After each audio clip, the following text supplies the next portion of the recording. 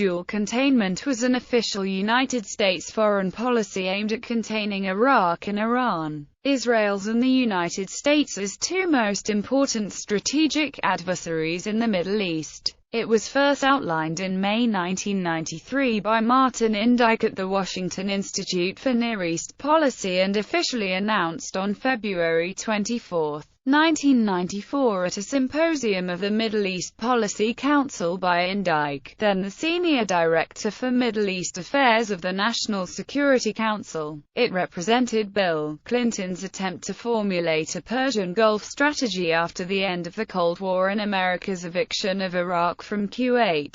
Strategic rationale. The United States had a long-standing strategic doctrine in the Middle East not to let any one country become so powerful that they could control the entire Gulf region's oil supply. For this reason, the U.S. looked to both Saudi Arabia and Iran under the Shah as twin pillars of regional security. Clinton wanted to make the Israeli-Palestinian peace process a major priority in his foreign policy, and he wanted to ensure Iraq and Iran would not be in a position to interfere with that agenda. Iraq was already under containment by the U.S. and its allies in the form of the Iraqi no-fly zones. Iran had been cut off from the U.S. ever since the Iranian Revolution in 1979. Although Clinton held out hope for eventual changes in regime policy from these countries, containment seemed like the only viable option in the near term. Although the U.S. had planned in the 1980s to directly balance Iraq and Iran against each other, this became untenable and unnecessary by the early 1990s.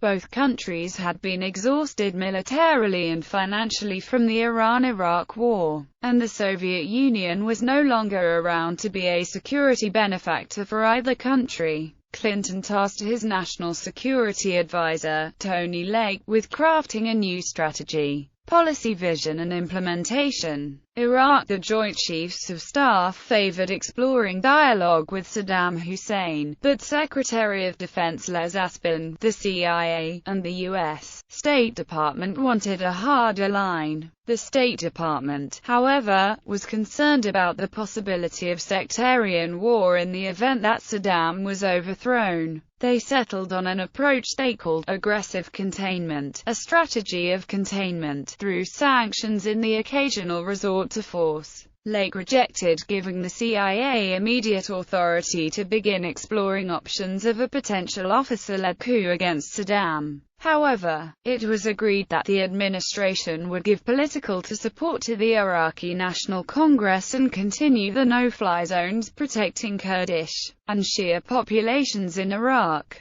Clinton authorized the use of punitive military force against Saddam's regime as part of this strategy, such as in 1993, when it was discovered that the Iraqi leader had plotted to assassinate George H.W. Bush, and in 1998 when Saddam expelled United Nations weapons inspectors. Iran. Clinton's team saw Iran as a rogue state, fundamentally opposed to American interests in the Middle East. Overthrow was not a viable policy option given the lack of organized opposition and American intelligence assets on the ground. Positive inducement to behavioral changes was also dismissed due to the Iranian regime's deep distrust of the U.S. Finally, punitive military action was ruled out on the grounds that Iran's retaliatory capabilities were considered too great, and the benefits of these strikes were too uncertain. Thus, it was decided to continue American efforts to prevent Iran's acquisition of ballistic missiles and access to international finance. This approach, known as active containment, was designed to convince the Iranian elite to pursue rapprochement with the West over time. On May 6, 1995, President Clinton signed an executive order to bolster the Iranian containment. It banned arms sales to Iran, including dual-use technologies, and banned importing Iranian goods. It also established a diplomatic position of blocking Iran from all international lending. Reception. According to Indyk, King Fahd of Saudi Arabia tried to show support for the policy by promising to buy dozens of Boeing and McDonnell Douglas civilian airliners in mid-1993, ensuring that American industries could count on financial support from the kingdom even without the opportunities that would have been afforded them with a rapprochement with Iran. However, the United Arab Emirates, by the late 1990s, told U.S. officials that they thought that Saddam Hussein was meeting his international obligations and that containment of Iraq was no longer necessary. The containment of Iraq through sanctions became increasingly unpopular internationally, and the sanctions regime weakened significantly by 2000. Daniel Pipes supported the policy in a testimony to the U.S. Congress in March 1995 and gave praise for its strategy and policy, but critiqued the tactics of its implementation. He said American policy should not be forced to engage either Iran or Iraq unless they acted responsibly.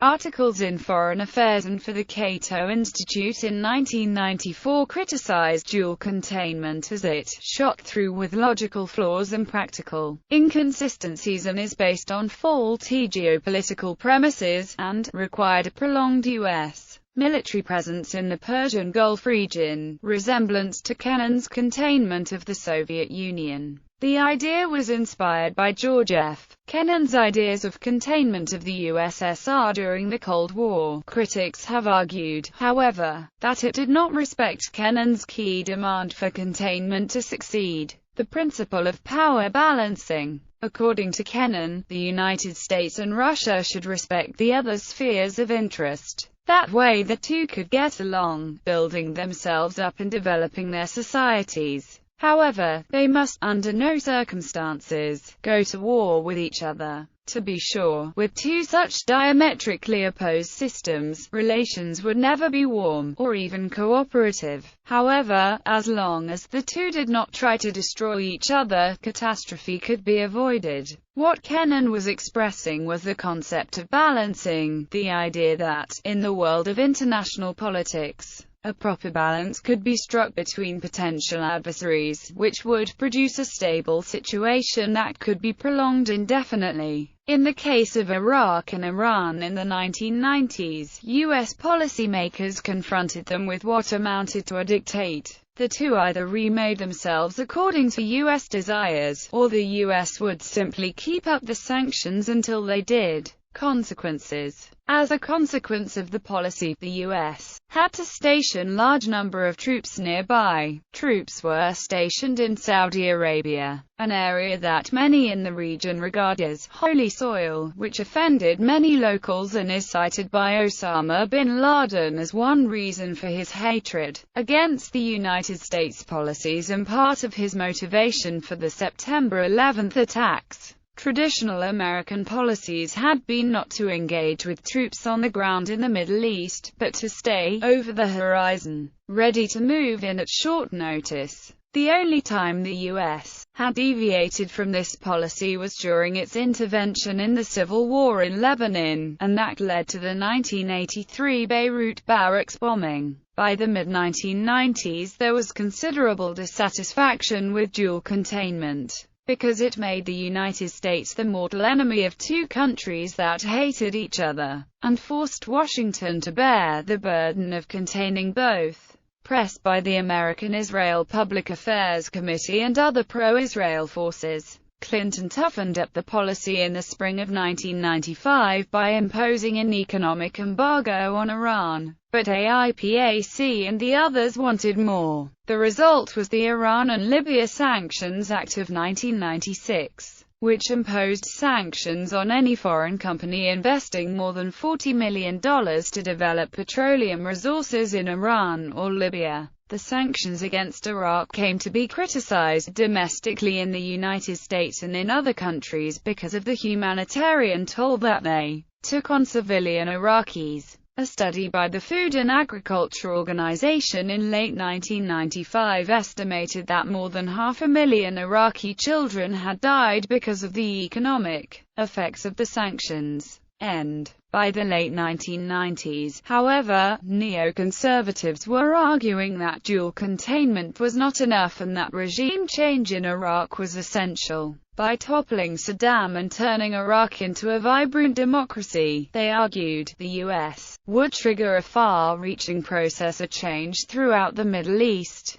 The same line of thinking was evident in the clean break study the neoconservatives wrote for Benjamin Netanyahu, which he then rejected. Now Iraq is a strong ally of Iran.